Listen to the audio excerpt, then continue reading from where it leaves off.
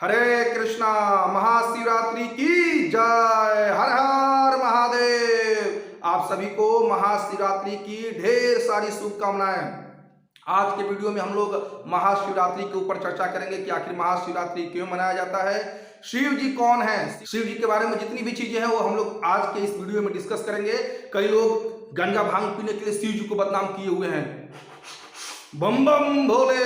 क्या शिव जी गंजेड़ी भंगेड़ी नशेड़ी हैं? बिल्कुल नहीं। हम लोग इसके बारे में चर्चा करेंगे और आज के वीडियो में हम लोग ये भी चर्चा करेंगे कि शिव जी को आशुतोष क्यों कहा जाता है, शिव जी अपने गले में ये सर्प क्यों लपेटे रहते हैं, भूत प्रेतों का संग क्यों रहते हैं, शमशान घाट में क्यों रहते हैं। और दूसरी हम लोग ये भी चर्चा करने वाले हैं आज के वीडियो में कि आखिर शिवलिंग को लेकर के जो सनातन धर्म का मजाक उड़ाया जाता है दूसरे धर्मों के लोगों के द्वारा, नास्तिकों के द्वारा, कि देखिए जी हिंदू धर्म के लोग किसकी पूजा करते हैं, शिव जी के लिंग की पूजा करते हैं। तो हम लोग आज के वीडियो में ये विस्तार से चर्चा करेंगे कि आखिर शिवलिंग का मतलब क्या है। ये भी चर्चा करेंगे कि शिव जी भगवान है या भगवान के भक्त हैं। कई लोग कहते हैं शिव जी भगवान है, कई लोग कहते हैं नहीं शिव जी भगवान के भक्त हैं। तो इस वीडियो में ये विस्तार से चर्चा की जाएगी। अगर आप वीडियो शुरू से लेकर के अंत तक देखिएगा तो आप स्वयं डिसाइड कर पाइएगा कि शिव जी भगवान है कि भगवान के महान भक्त हैं। इसलिए आप सबसे अनुरोध है कि इस वीडियो को अंत तक जरूर देखिएगा। तो देखिए वीडियो लंबा होने वाला है, आज का वीडियो लंबा होगा। शिव जी जैसे पर्सनालिटी को समझने के लिए हमें थोड़ा समय तो देना पड़ेगा। विनम्रता के साथ अनुरोध करता हूं आपसे कि थोड़ा समय दीजिए, शिव जी के बारे में सुनिए, वीडियो को अंत तक जरूर देखिए। बहुत सारी चीजें चर्चा करने वाले हैं हम लोग आज की वीडियो में। शिव जी को नीलकंठ क्यों कहा जाता है? कई लोग बोलेंगे अरे प्रभु जी इसमें क्या कौन सी बड़ी बात है। अरे शिव जी समुद्र मंथन के समय जो विषवा निकला था ना, उस विष को पिए थे, इसलिए उनका कंठवा नीला पड़ गया, इसलिए उनको नीलकंठ कहते हैं। नहीं, ये बाह्य कारण है। वास्तविक कारण क्या है ये भी बताया जाएगा। एक और विनम्र निवेदन है, अगर आप चैनल पर नए हैं तो चैनल को सब्सक्राइब करके बेल आइकन को हिट करके ऑल ऑप्शन सिलेक्ट कर दीजिए ताकि आने वाली वीडियो का नोटिफिकेशन सबसे पहले आपको मिल जाए। तो चलिए वीडियो को शुरू करते हैं। सबसे पहले महाशिवरात्रि क्यों मनाया जाता है? तो कई लोग कहते हैं कि देखिए शिव जी का जन्म हुआ था इस दिन इसलिए महाशिवरात्रि मनाते हैं। ऐसा नहीं है। शिव जी अजन्मा है, अविनाशी है। शिव जी का जन्म मरण नहीं होता है। महाशिवरात्रि के दिन वास्तव में शिव जी का बड़े धूमधाम के साथ विवाह हुआ था। एक्चुअली में जब भगवान ने शिव जी से कहा कि आप शादी कर लीजिए, मेरी एक भक्तिन है सिंहवाहिनी, उनसे आप विवाह कर लीजिए। शिव जी बोले कि प्रभु आपकी आज्ञा सिरोधार्य है, लेकिन मेरी इच्छा है ब्रह्मचारी रहने की। तो भगवान ने कहा ठीक है, आप ब्रह्मा जी के 100 कल्पों तक ब्रह्मचर्य का पालन कीजिए, उसके बाद फिर सिंहवाहिनी से शादी कर लीजिए। सिंहवाहिनी मतलब पार्वती मैया। तो शिव जी ने ब्रह्मा जी के 100 कल्पों तक ब्रह्मचर्य का पालन किया। अब ये ब्रह्मा जी का एक कल्प क्या होता है? ब्रह्मा जी के एक दिन को एक कल्प कहते हैं। अब ब्रह्मा जी के एक दिन में 8 अरब 64 करोड़ वर्ष होता है हमारे धरती के वर्ष के अनुसार। इसके बारे में हम लोग विस्तार से किसी अन्य वीडियो में चर्चा करेंगे। तो शिव जी ने ब्रह्मा जी के 100 कल्पों तक ब्रह्मचर्य का पालन किया। उसके बाद उनका धूमधाम से विवाह किया गया सिंहवाहिनी से, पार्वती मैया से। पार्वती मैया 100 कल्पों तक इंतजार करती रही भोले बाबा से शादी करने के लिए। वो हर बार जन्म लेती, हर बार तपस्या करती कि मेरा विवाह किनसे हो? महादेव से हो। लेकिन बेचारी शरीर छोड़ना पड़ता उनको, फिर अगला जन्म लेती, फिर अगली बार भी तपस्या करती। ऐसे करते करते उन्होंने 100 कल्पों तक इंतजार किया था महादेव से विवाह करने के लिए। तब उसके बाद फाइनली उनका विवाह महादेव से संपन्न कराया जाता है। और ये विवाह बड़े ही धूमधाम से होता है। आप जानते हैं कि शिव जी के विवाह में भूत, पिशाच, प्रेत, असुर ये सब लोग आए थे, इसलिए इस दिन को महाशिवरात्रि के रूप में मनाया जाता है। तो अब हम लोग डिस्कस करने वाले हैं कि आखिर शिव जी कौन है। तो शिव का मतलब है ऑस्पिशियस, प्योर, शुद्ध। कई लोग कहते हैं कि देखिए जी शिव जी तो शमशान घाट में रहते हैं, अपने शरीर में भभूति रमाए रहते हैं, भूत प्रेत राक्षसों के साथ रहते हैं शिव जी। देखिए शिव जी परम शुद्ध हैं, उनका शरीर परम शुद्ध है, बड़े सुंदर है शिव जी। शिव जी तमोगुण के अधिष्ठाता हैं, लेकिन तमोगुणी नहीं है शिव जी। तमोगुणी लोगों को संभालने का डिपार्टमेंट दिया गया शिव जी को। जैसे देखिए भौतिक प्रकृति 3 गुणों से बनी है, सतोगुण, रजोगुण और तमोगुण। तो सतोगुण सबसे श्रेष्ठ माना जाता है, रजोगुण बीच में आता है और तमोगुण सबसे निकृष्ट माना जाता है। सतोगुण के अधिष्ठाता जगत के पालनहार स्वयं भगवान विष्णु हैं, जो इस पूरे ब्रह्मांड का पालन करते हैं। रजोगुण के अधिष्ठाता ब्रह्मा जी हैं, जो भगवान से शक्तियां प्राप्त करके इस भौतिक संसार में 84 लाख जीव योनियों का सृजन करते हैं। और तमोगुण के अधिष्ठाता शिव जी हैं, जो भगवान की इच्छा अनुसार इस भौतिक संसार का विनाश करते हैं। तो शिव जी तमोगुण के अधिष्ठाता होते हुए भी प्रकृति के तीनों गुणों से परे हैं। उनको त्रिगुणातीत कहा जाता है, यानी तीनों गुणों से परे। शिव जी को आशुतोष भी कहा जाता है, क्योंकि वो बड़े जल्दी प्रसन्न हो जाते हैं, बड़े ही दयालु हैं, बड़े ही कृपालु हैं शिव जी। एक बार एक चोर उनके मंदिर में घुस गया। अब उसको कुछ चुराने के लिए ज्यादा कुछ मिला नहीं, उसकी नजर पड़ गई मंदिर में लटके हुए घंटे के ऊपर। उसने सोचा कि कुछ मिला नहीं आज, चलो कल का चाय पानी का खर्चा ही निकल जाएगा, घंटा को ही उतार लेते हैं। तो वो घंटा उतारने का प्लान करने लगा। अब वहां पे चेयर वगैरह कुछ था नहीं, तो शिव जी के ऊपर ही चढ़ के घंटा उतारने लगा। और जब नीचे देखता है तो महादेव साक्षात प्रकट है। अरे महादेव आप? महादेव बोले कि देखो तुम बड़े महान भक्त हो, कई लोग मंदिर में आते हैं और मेरे पे बेलपत्र चढ़ा जाते हैं, गंगा जल चढ़ा देते हैं, लेकिन तुम इतने महान भक्त हो कि अपने आप को चढ़ा दिए तुम। चोर बोला कि अरे महादेव हम तो घंटवा चुराने के लिए आए थे। तो महादेव बोले कि जो मांगना है अब मांग लो, क्या इच्छा है तुम्हारी। तो महादेव इतने कृपालु है। देखिए उनके ऊपर पैर रख करके वो चोर घंटा चुरा रहा था, लेकिन महादेव ने क्या सोचा कि ये हमारे को आत्मसमर्पण कर दिया, अपने आप को चढ़ा। महादेव किसी के अंदर की बुराई नहीं देखते हैं, वो सबके अंदर अच्छाई देखते हैं, सबको भगवान का अंश समझते हैं, सबके अंदर वो परमात्मा का दर्शन करते हैं। एक बार कैलाश में पार्वती मैया महादेव से विनय करने लगी कि देखिए महादेव, पहले तो हम ही दो प्राणी थे, तो हम दोनों तो वृक्ष के नीचे, कभी बट वृक्ष के नीचे, कभी पीपल के वृक्ष के नीचे रह करके भागवत कथा करते करते अपना दिन रात निकाल लेते थे। तो बेटा भी हो गया, कार्तिकेय भी था, गणेश भी हो गया। अब मान लीजिए बेटवा लोग बड़ा होगा, पतोह शादी उदी कीजिएगा, पतोहियन को कहाँ रखिएगा? पतोह लोग को भी पेड़ के नीचे ही रखिएगा।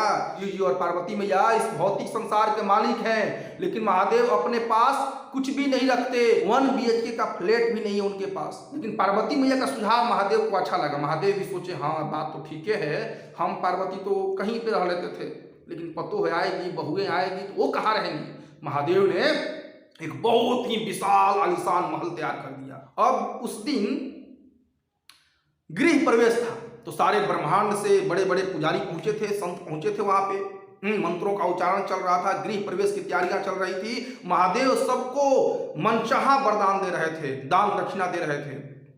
अब सबसे अंतिम में एक जो ब्राह्मण बचे थे, उनकी नजर महादेव के घर पे ही लग गई। वो बोले महादेव हमको ना दक्षिणा में घरवा चाहिए। महादेव बोले तथास्तु। गृह प्रवेश था महादेव का, लेकिन महादेव फिर से वृक्ष के नीचे आ गए, फिर से पेड़ के नीचे आए। उमा से बोले देखो हम लोग का ये पेड़ ही, इसी वृक्ष के अंदर ही रहना है, प्रभु की भक्ति में रमना है। तो महादेव इतने दयालु हैं कि अपना घर ही दान कर दिए, वो भी गृह प्रवेश के लिए। अब हम लोग चर्चा करेंगे कि देखिए जो दूसरे धर्म के लोग या फिर नास्तिक लोग मजाक उड़ाते हैं सनातन धर्म का, हिंदू धर्म का, कि ये हिंदू लोग, सनातनी लोग शिव जी के लिंग की पूजा करते हैं। तो शिवलिंग का क्या मतलब है ये हम लोग समझने का प्रयास करेंगे। देखिए लिंग का जो मतलब है ना, वो सिंबल होता है, प्रतीक होता है। ये जो बांगड़ू छोले भटूरे समझते हैं कि लिंग का मतलब प्राइवेट पार्ट होता है या गुप्तांग होता है, तो गुप्तांग को या प्राइवेट पार्ट को संस्कृत में शीशम कहते हैं, लिंग नहीं कहते हैं। लिंग का मतलब प्रतीक होता है। तो जो ये शिवलिंग है, ये भगवान महाविष्णु के दृष्टिपात का प्रतीक है। जब भौतिक प्रकृति का निर्माण होता है भगवान के द्वारा, तो भौतिक प्रकृति अपने आप में निष्क्रिय है। जब भगवान उस पर अपना दृष्टिपात करते हैं, जब भगवान भौतिक प्रकृति को देखते हैं, तब जाके प्रकृति एक्टिवेट होती है। तो जो भगवान के देखने की जो दृष्टि है, जो ग्लांस है महाविष्णु का, वही है शिव। कृति है रमा देवी और सदाशिव है भगवान महाविष्णु का ग्लांस। तो जो शिवलिंग है ये महाविष्णु के ग्लांस का प्रतीक है, सदाशिव का प्रतीक है। ये शिव जी का प्राइवेट पार्ट का प्रतीक नहीं है। और जो ये प्रकृति नीचे में बनी रहती है शिवलिंग के, ये वास्तव में भौतिक प्रकृति का प्रतीक है, ये रामा देवी का प्रतीक है। तो बेसिकली जो शिव जी है ना, वो आदि रूप में गोपेश्वर महादेव के रूप में भगवान के धाम में विराजमान रहते हैं, और गोपेश्वर महादेव ही अपना विस्तार करते हैं सदाशिव के रूप में। और फिर सदाशिव से शिव जी या फिर 11 प्रकार के रुद्र प्रकट होते हैं। तो बेसिकली हम लोग अपने शास्त्रों को पढ़ते नहीं हैं, इसलिए दूसरे धर्म के लोग या नास्तिक लोग शिवलिंग का मजाक उड़ा देते हैं और हम लोग चुपचाप सुन के रह जाते हैं। देखिए, एक मुसलमान भाई के बच्चे को शुरू से कुरान की तालीम दी जाती है, क्रिश्चियन के बच्चों को शुरू से बाइबल की शिक्षा दी जाती है, और हम सनातनी कहने वाले लोग, हिंदू कहने वाले लोग, कहलाने वाले लोग जन्म लेकर के मर जाते हैं, भगवत गीता का दर्शन भी नहीं कर पाते हैं। ये भी नहीं पता होता कि भगवत गीता में कितने श्लोक हैं, भागवतम में कितने श्लोक हैं, हमारा सनातन शास्त्रों में क्या क्या चीजें हैं, हम नहीं पढ़ पाते हैं। तो हम सबको भी अपने शास्त्रों को पढ़ना चाहिए। खाली हिंदू धर्म का या सनातन धर्म का झंडा उठाने से कुछ नहीं होगा, शास्त्रों का अध्ययन करना पड़ेगा, तब जाकर के हम इन चीजों को अच्छे से समझ पाएंगे। तो शिवलिंग वास्तव में शिव जी का प्राइवेट पार्ट नहीं है, शिव जी का प्रतीक है, भगवान महाविष्णु के ग्लांस का प्रतीक है। महाविष्णु अपने ग्लांस, अपने दृष्टि के माध्यम से सारे जीवों को भौतिक प्रकृति में इंजेक्ट करते हैं। इसलिए कभी कभी कहा जाता है कि सदाशिव और रमा देवी के माध्यम से सारे जीव इस भौतिक संसार में प्रकट हुए। बात बिल्कुल सही है, क्योंकि जो भगवान विष्णु का दृष्टि है, ग्लांस है, वही सदाशिव है। अब कई लोग क्या करते हैं, अपने गंजा भांग पीने के लिए शिव जी को बदनाम कर देते हैं, अपने चीलम पीने के लिए बम बम भोले शिव जी को बदनाम किए हैं कि शिव जी भी गंजा भांग पीते हैं। अरे भैया, शिव जी गंजा भांग नहीं पीते हैं, शिव जी चरणामृत का पान करते हैं, भगवान के चरणों से निकलने वाली गंगा को अपने सर के ऊपर धारण करते हैं और गंगा जल का पान करते हैं। भांग धतूरा या फिर ये गंजा भांग नहीं पीते हैं शिव जी। भोजपुरी में एक गाना गाता है लोग की, अरे हमसे भंगिया ना पिसाई, ये गणेश के पापा नैहर जात बानी।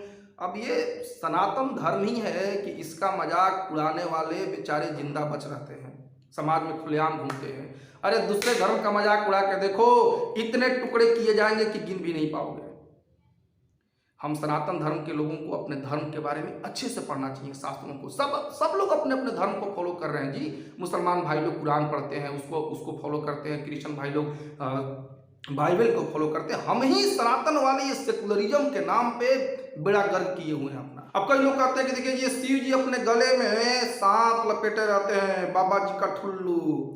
अरे ये जो शिव जी अपने गले में सांप लपेटे रहते हैं ना, ये कोई संसार का कोबरा सांप नहीं है या करैत गेहूं सांप नहीं है, ये भगवान संकर्षण का प्रतीक है। भगवान संकर्षण की पूजा करते हैं शिव जी। भगवान संकर्षण ही अपना विस्तार शेष नाग के रूप में करते हैं, जो कि संपूर्ण ब्रह्मांड को अपने फन के ऊपर धारण किए रहते हैं।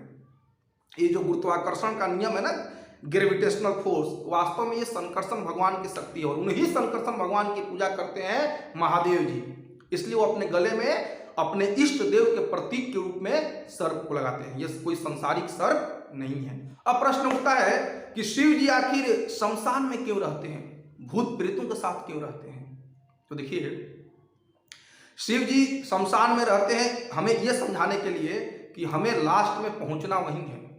इस जीवन के भाग दौड़ चकाचौंध जिंदगी में, ऐशो आराम की जिंदगी में या धन संपत्ति कमाने की भाग दौड़ में, जदोजहद में हम भूल जाते हैं कि एक दिन हम सबको ये सब छोड़ना पड़ेगा। अरे का होई राई राई पाई पाई जोड़ के, उड़ी जाएंगे सुगना पिंजरवा के छोड़ के। एक दिन हम सबको ये सारी चीजें छोड़नी पड़ेगी, हम लोग भूल जाते हैं। और कहाँ जाना पड़ेगा छोड़ के? शमशान में ही जाना पड़ेगा। शिव जी यही बताने के लिए शमशान में रहते हैं कि बबुआ आना यहीं पड़ेगा, इसलिए थोड़ा समय निकाल करके भगवान की भजन भक्ति भी कर लिया करो। अब हम लोग डिस्कस करेंगे कि शिव जी भूत प्रेतों के साथ क्यों रहते हैं। तो देखिए, जो जितने भी भूत प्रेत हैं, ब्रह्म राक्षस हैं, असुर हैं, या फिर डाइन चुड़ैल, इन सब का उद्धार कौन करेगा? भगवान ने शिव जी को यह प्रोजेक्ट दिया है कि जो तमोगुणी लोग हैं, भूत प्रेत राक्षस ब्रह्म राक्षस, ये सब जो लोग हैं जो भटक रहे हैं, इन लोगों को संभाल के रखे, क्योंकि अगर इनको संभाला नहीं गया तो फिर ये संसार में उत्पात मचा देंगे। इसलिए शिव जी क्या करते हैं कि ऐसे तमोगुणी लोगों को अपने पास रख करके उनको भागवतम की कथा सुनाते हैं, भगवान के नाम का जप करवाते हैं, फिर उनका उद्धार करते हैं। तो शिव जी बड़े कृपालु हैं कि भूत प्रेतों का भी उद्धार करते हैं ये। अब एक और प्रश्न उठता है कि जो शिव जी के भक्त हैं, ये भौतिक रूप से बड़े धनवान होते हैं, ऐश्वर्यवान होते हैं, लेकिन जो भगवान कृष्ण के भक्त हैं वो भौतिक दृष्टि से उतने ऐश्वर्यवान नहीं होते हैं। ऐसा क्यों? तो देखिए, शिव जी दो प्रकार से कृपा करते हैं लोगों के ऊपर। एक है सकपट कृपा और एक है निष्कपट कृपा। सकपट कृपा शिव जी उन लोगों पे करते हैं जो शिव जी के पास जाते हैं भौतिक धन संपत्ति मांगने के लिए। जैसे कि आज भी कई स्त्रियां शिव जी की पूजा करती है। क्यों? क्योंकि उनको भोले बाबा जैसा भोला भाला सुंदर पति चाहिए, जो उनको गोलगप्पे खिलाए, बाहर घुमाने के लिए ले जाए, डिस्को डांस में भी ठुमका लगाने के लिए ले जाए, ऐसे पति चाहिए। कुछ न डांटे न बोले, लक्ष्मी का लिपस्टिक खरीद के लाए, साड़ी सुंदर खरीद के लाए, तो ऐसा भोला भाला उनको पति चाहिए। इसलिए वो किसकी पूजा करती हैं? भोले बाबा की पूजा करती हैं। कुछ लोगों को धन संपत्ति चाहिए होता है, शक्तियां चाहिए होती है, वरदान चाहिए होता है, वो भी भोले बाबा की शरण में जाते हैं। तो भोले बाबा इन पर भी कृपा करते हैं, लेकिन इसको सकपट कृपा कहते हैं, क्योंकि इससे इनका परम कल्याण नहीं होता है। जैसे कि रावण ने शिव जी का पूजा कर से उनसे वरदान तो मांगा, लेकिन रावण को शिव जी से प्रेम नहीं था। उनको, रावण को शिव जी के शक्तियों से प्रेम था, शिव जी के वरदान से प्रेम था, इसलिए उसके अंदर में अहंकार आ गया वरदान लेकर के। उसी तरह से एक वृकासुर नाम का असुर भी था। वो शिव जी की बड़ी घनघोर तपस्या किया, शिव जी प्रसन्न हो गए, तो उसने वरदान मांगा कि महादेव हम जिसके सर पे हाथ रख देना वो भस्म हो जाए। शिव जी बोले तथास्तु। अब शिव जी तो अपने आशुतोष हैं, भोलेनाथ हैं, लेकिन उस नलायक की बुरी नजर थी पार्वती मैया के ऊपर, तो उसने अपना हाथ बढ़ाया शिव जी के सर के ऊपर। बोले शिव जी, अरे नलायक क्या कर रहे हो, मैं तुम्हारा इष्ट देव हूं। अरे इष्ट देव आप बाद में, हम आपको आज भस्म करेंगे और पार्वती को उठा करके अपनी पत्नी बनाएंगे। शिव जी बोले नलायक कहीं के। अब शिव जी वहां से चल दिए, क्योंकि शिव जी का वरदान है, झूठा नहीं होगा, उस शिव जी के सर पे हाथ रख देगा तो या तो शिव जी को भस्म होना पड़ेगा या तो उनका वरदान झूठा होगा। तो शिव जी वहां से निकल पड़े। अब ये जो वृकासुर असुर था वो शिव जी को पीछा किए हुए है, शिव जी जहां जा रहे हैं उनके पीछे पीछे जा रहा है। तो भगवान ने क्या किया कि एक ब्रह्मचारी का रूप धारण करके वृकासुर के सामने प्रकट हो गए और बोले कि कहां जा रहे हो वृकासुर, इतने तेजी से कहां दौड़ते हुए जा रहे हो? बोले क्या रहे, हमको शिव जी के ऊपर हाथ रख करके उनको भस्म करना है और पार्वती से ब्याह करना है। अच्छा, तो भगवान बोले कि तुमको ये विश्वास है कि शिव जी का वरदान सत्य होगा? बोले हाँ, महादेव का वरदान सत्य होता है। बोले नहीं नहीं, अब महादेव का वरदान सत्य नहीं होता है। अरे इनका वरदान अब नहीं लगता है, तुम चेक करके देख लो।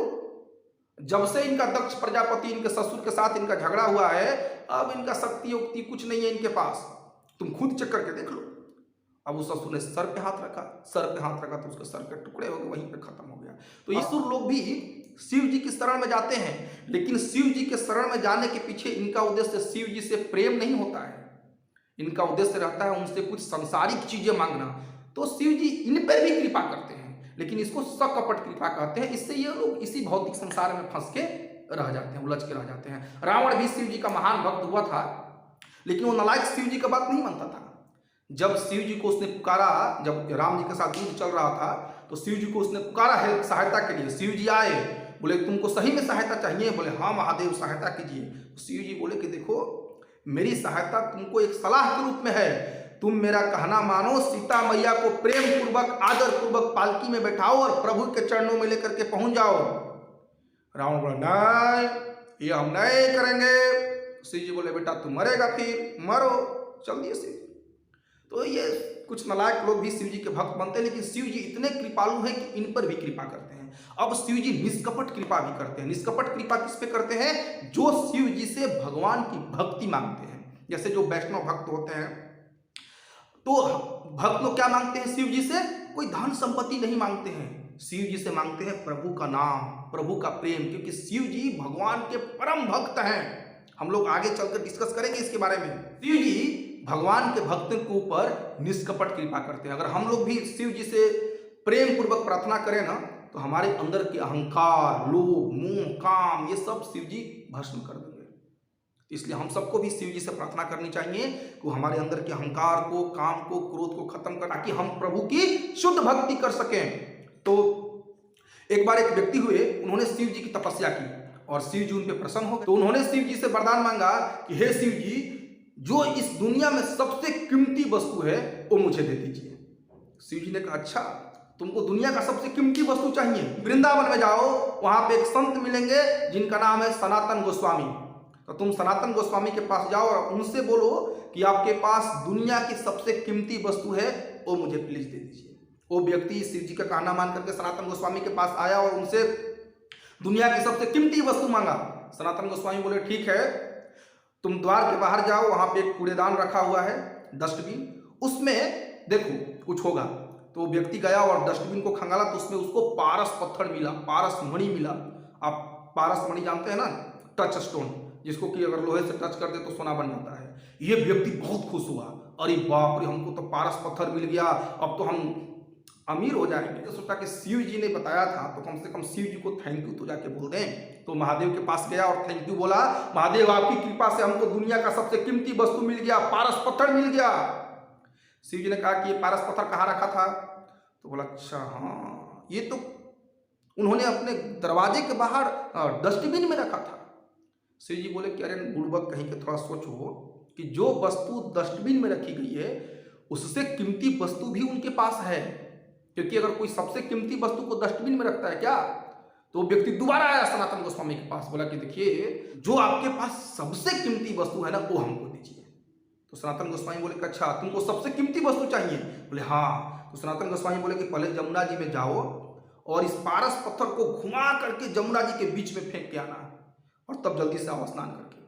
तो व्यक्ति तुरंत पारस पत्थर को जमुना जी में फेंक दिया। हालांकि उसका दिल कचोट रहा था फेंकने में, लेकिन फिर भी उसने पारस पत्थर को जमुना जी में फेंका, स्नान किया और फिर सनातन गोस्वामी के पास आया। तो सनातन गोस्वामी ने उसको क्या दिया? सनातन गोस्वामी ने उसको जपमाला दिया और बोला कि बोलो हरे कृष्णा कृष्णा कृष्णा हरे हरे, हरे राम राम हरे हरे। सनातन गोस्वामी ने कहा कि इस जप माला पे भगवान के पवित्र नाम का जप करो, इससे कीमती वस्तु इस पूरे ब्रह्मांड में कुछ भी नहीं है। हरिनाम संकीर्तन की जय।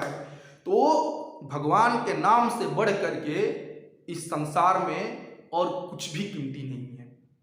अब इसका मुंह थोड़ा लटक गया, कहाँ पारस पत्थर मिला था, कहाँ ही माला पकड़ा दिए, बताइए। फिर दौड़ करके भोले बाबा के पास आया, भोले बाबा महादेव ये माला दे दिए, पारस पत्थर को जमुना जी में फेंकवा दिए। महादेव बोले कि अरे बुड़बक कहीं के, इससे बढ़ करके दुनिया में कोई वस्तु नहीं है, हम भी प्रभु के नाम का ही जप करते हैं। ब्रह्मा बोले चतुर्मुखे कृष्ण कृष्ण हरे हरे, महादेव पंचमुखे राम राम हरे हरे। महादेव 24 आवर्स बैठ करके या तो भागवत कथा करते हैं या प्रभु के नाम का जप करते हैं, कीर्तन करते हैं। एक बार ऐसे ही वो भगवान के नाम का जप कर रहे थे क्लास में और उनके आंख से अश्रुओं की धारा बह रही थी। ये सारी कथाएं शास्त्रों में दी गई है, जैसे मैं अभी जो कथा बता रहा हूं ये स्कंद पुराण में दी गई है। तो पार्वती मैया ने उनसे पूछा कि प्रभु आपकी आंखों में इतने प्रेमाश्रु क्यों बह रहे हैं, आप कौन सा नाम जप कर रहे हैं, मुझे भी बताइए, मैं भी जप करती हूँ भगवान का, लेकिन मेरे को प्रभु से इतना प्रेम नहीं हो पाता है। तो शिव जी ने कहा कि आप राम नाम का जप कीजिए।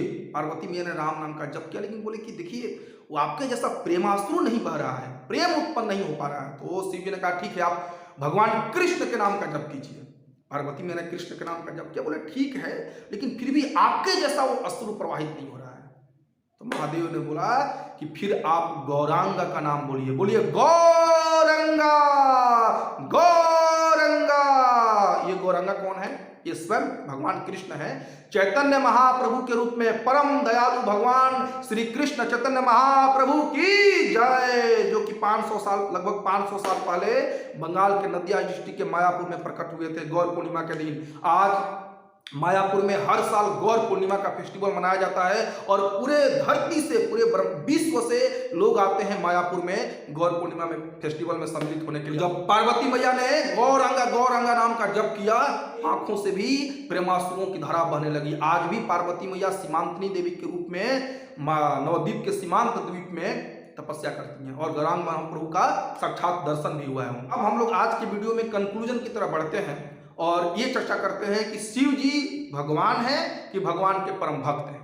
तो देखिए भागवत पुराण में, जिसको श्रीमद् भागवत पुराण भी कहा जाता है, अमल पुराण भी कहा जाता है, समस्त पुराणों में श्रेष्ठ पुराण कहा जाता है, उस श्रीमद् भागवतम के 12वें स्कंद के 13वें अध्याय के 16वें श्लोक में एक श्लोक आता है, कानानाम यथा गंगा देवानाम अच्युतो यथा वैष्णवानाम यथा शंभु पुराणानाम इदम तथा। जिस तरह गंगा समुद्र की ओर बहने वाली समस्त नदियों में सबसे बड़ी है, भगवान अच्युत देवों में सर्वोच्च हैं और भगवान शंभु यानी शिव वैष्णवों में सबसे बड़े हैं, उसी तरह श्रीमद् भागवत समस्त पुराणों में सर्वोपरि है। में स्पष्ट कहा गया है वैष्णवा नाम यथा शंभु, वैष्णवों में यानी कि भगवान के भक्तों में सबसे सर्वश्रेष्ठ भक्त कौन है?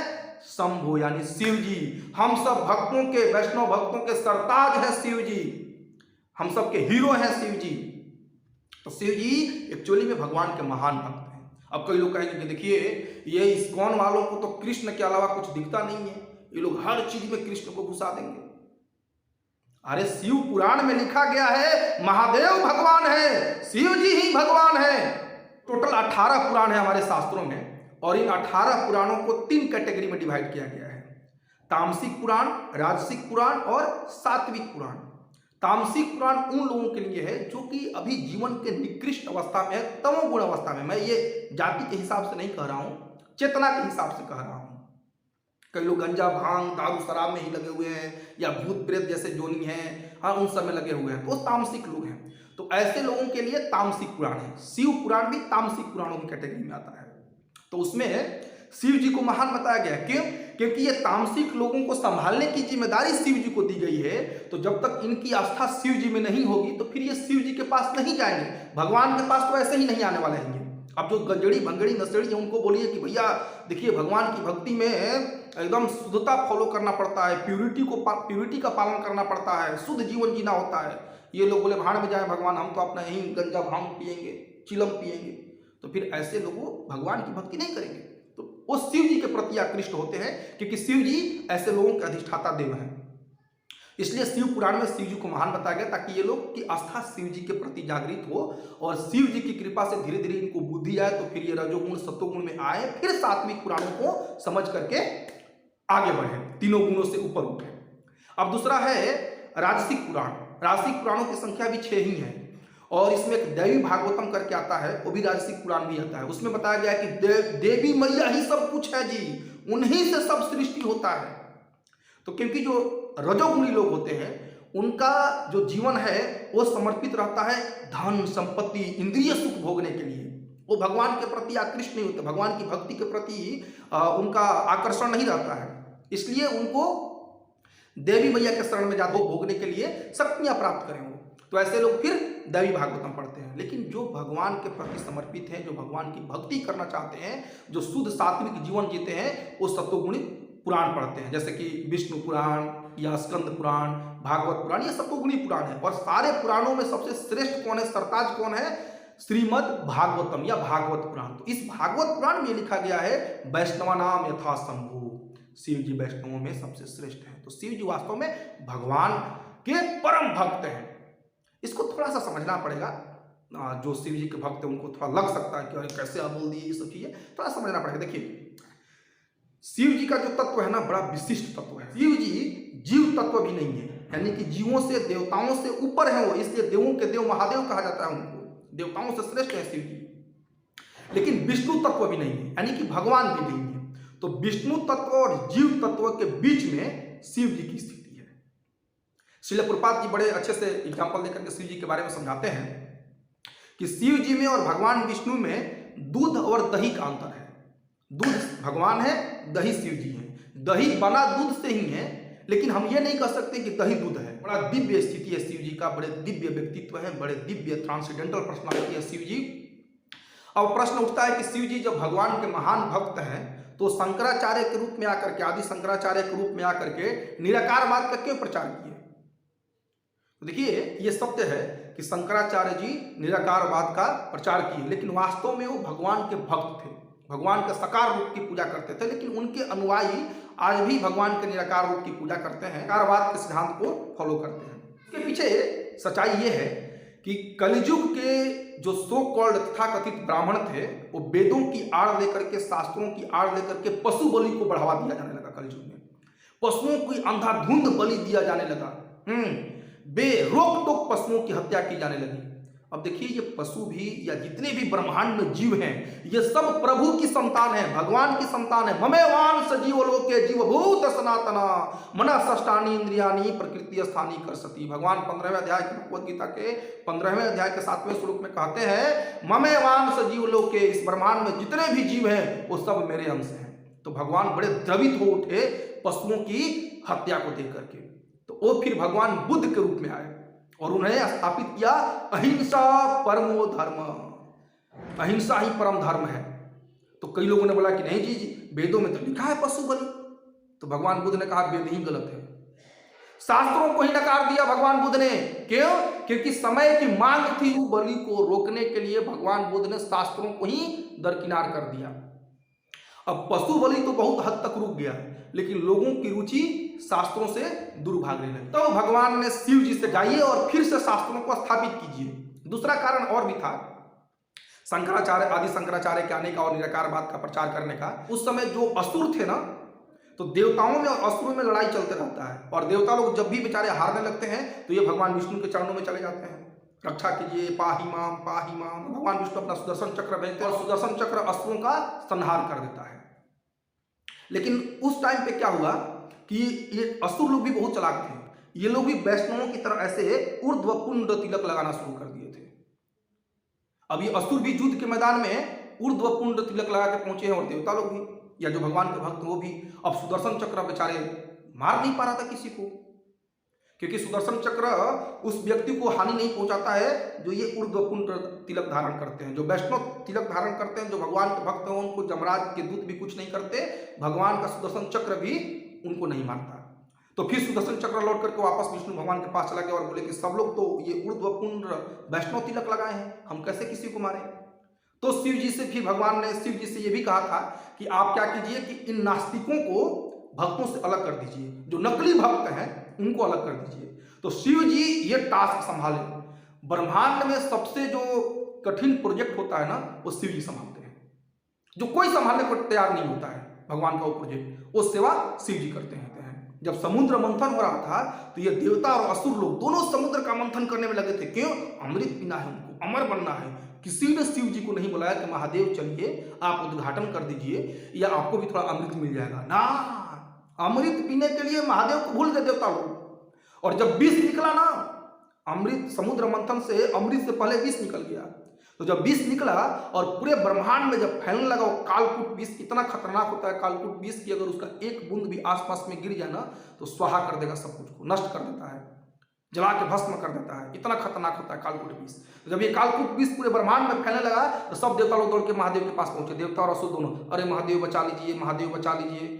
और जब अमृत पीने के बारी आई तो महादेव को याद नहीं किया इन लोगों ने, लेकिन जब विष था तो महादेव को याद किया। लेकिन महादेव तो आशुतोष हैं, परम कृपालु हैं, दयालु हैं। वो आए और उस कालकूट विष को पी गए। कालकूट विष पीने से पहले महादेव ने भगवान से प्रार्थना किया, कृष्ण की आराधना की उन्होंने, कृष्ण के नाम का जप किया और कृष्ण को अपने कंठ में विराजमान कर लिया और तब कालकूट विष पियो। तो कृष्ण कैसे हैं? नीले हैं, श्याम वर्ण के हैं। तो कृष्ण का नाम लेकर के, कृष्ण कृष्ण नाम लेकर के शिव जी ने कृष्ण को अपने कंठ में विराजमान कर लिया था, इसलिए उनका कंठ नीला पड़ गया और नीलकंठ कहा है। विष में उतनी औकात नहीं है कि वो शिव जी के कंठ को जला दे और नीला कर दे। ठीक है, तो समझ में आए तो ठीक है, नहीं तो आगे बढ़ते हैं। तो शिव जी ने यह सेवा लिया और वो आदि शंकराचार्य के रूप में आए। उन्होंने कहा देखिए जी, ये जो भगवान है ये निराकार है, हम सब भी इस निराकार ब्रह्म में प्रवेश कर सकते हैं, यानी हम सब भी भगवान बन सकते हैं। अब ये सुनने में बड़ा अच्छा लगा। तो जो भगवान का साकार रूप से ईर्ष्या करते थे, जो भगवान के भक्त नहीं थे, नकली तिलक धारण किए थे, वो सब अपना हाथ उठा करके शंकराचार्य जी के साथ चले गए। तो शंकराचार्य ने अपना तिलक भी बदल दिया, उन्होंने त्रिपुंड तिलक शुरू किया। तो ये जो असुर थे, नास्तिक थे, ये त्रिपुंड तिलक लगाना शुरू कर दिए और जो वैष्णव थे वो वैष्णव तिलक लगाते थे। तो शिव जी इतने महान कार्य किए कि नास्तिकों को, नकली लोगों को भक्तों के समाज से अलग कर दिया, ताकि जो भक्त हैं वो अच्छे से भक्ति कर सकें।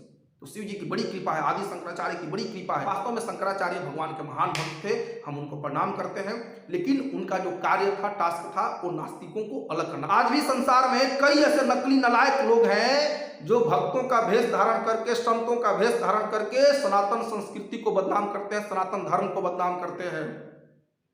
कई नालायक लोग हैं जो अपने को भगवान का अवतार कहते हैं, हम कृष्णा के अवतार, हम कृष्णा तुम गोपी हम कृष्णा, हम डांस करेगा, हम रास करेगा, हम डांस करेगा, और महिलाओं का शोषण करते हैं। तो हम शिव जी से प्रार्थना करते हैं कि महाशिवरात्रि के दिन ऐसे नालायकों को निकाल फेंके बाहर सनातन धर्म से, जो सनातन धर्म को बदनाम करते हैं, ऐसे नालायकों का भंडाफोड़ कर दे शिव जी। वास्तव में शिव जी भगवान के महान भक्त हैं। एक बार शिव जी के भक्तों में और भगवान विष्णु के भक्तों में और ब्रह्मा जी के भक्तों में डिबेट चलने लगी। तो पार्टी वाले बोले हर हर महादेव, शिव जी ही भगवान हैं। ब्रह्मा जी वाले बोले नहीं, ब्रह्मदेवाय नमः, ब्रह्मा जी भगवान हैं। विष्णु भगवान वाले बोले कि देखिए जी, भगवान तो नारायण ही है, विष्णु ही है, कृष्ण ही भगवान है। तो तीनों प्रकार के संतों में डिबेट चल रहा था।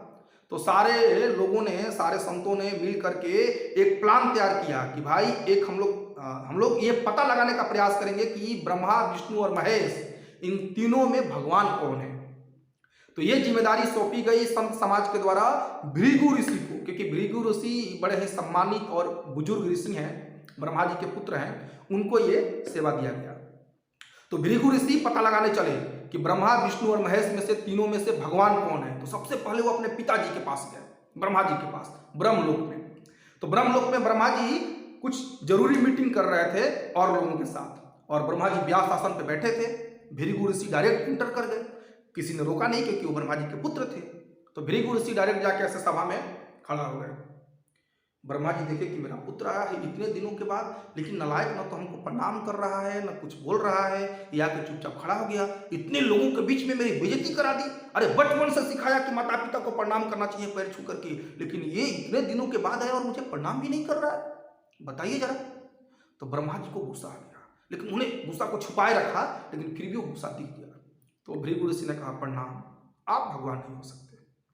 फिर हो गए कैलाश, महादेव के पास। महादेव क्या कर रहे थे, अपने अनुयायियों के साथ, आप जानते हैं उनके अनुयायी कौन रहते हैं, अपने अनुयायियों के साथ बैठ करके भागवत कथा कर रहे हैं। अब महादेव ने देखा कि भृगु ऋषि आए हैं, हमारा भाई आए, क्योंकि महादेव भी रुद्र के रूप में ब्रह्मा जी से ही प्रकट हो, भृगु ऋषि भी ब्रह्मा जी के पुत्र हैं। तो शिव जी ने दौड़ करके उनका स्वागत किया। अरे बहुत दिनों के बाद भाई आया है, भाई हमारे घर में भाई पधारे हैं बहुत दिनों के बाद।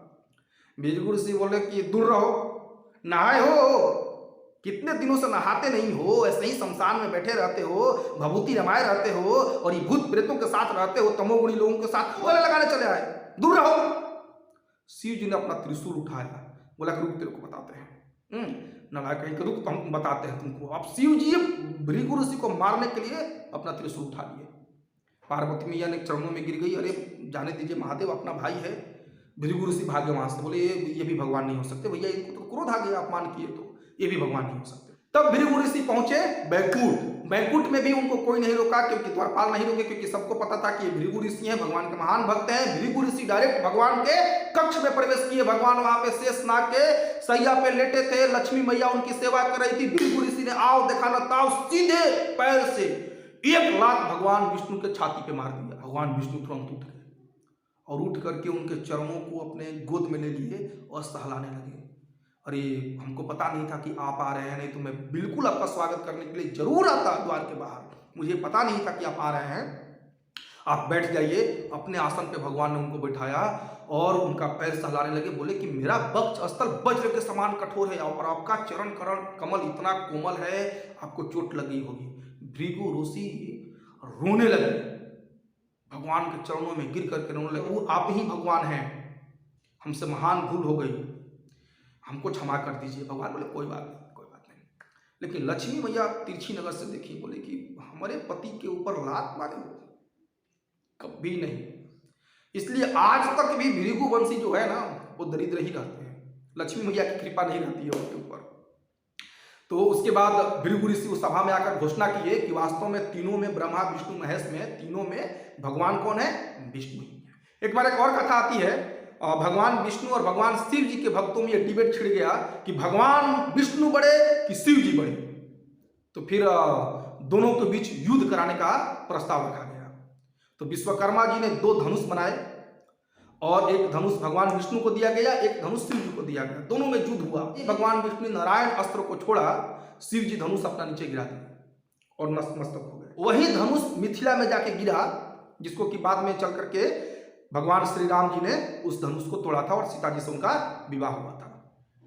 तो शिव जी कई बार स्थापित किए हैं इस चीज को कि वो भगवान के भक्त हैं। एक बार शिव जी भगवान विष्णु के मोहिनी रूप में भी फंसे हैं और पूरे संसार के लोगों को दिखाए कि देखो मायापति तो स्वयं भगवान ही है, गुणाधीश तो भगवान ही है। तो भगवान विष्णु या भगवान कृष्ण को गुणाधीश कहा जाता है। हम जीव क्या है? गुणाधीन है, प्रकृति के तीनों गुणों के अधीन है। शिव जी क्या है? गुणातीत है, प्रकृति के तीनों गुणों तमोगुण, सत्वगुण, रजोगुण किससे अतीत है, उनसे परे है।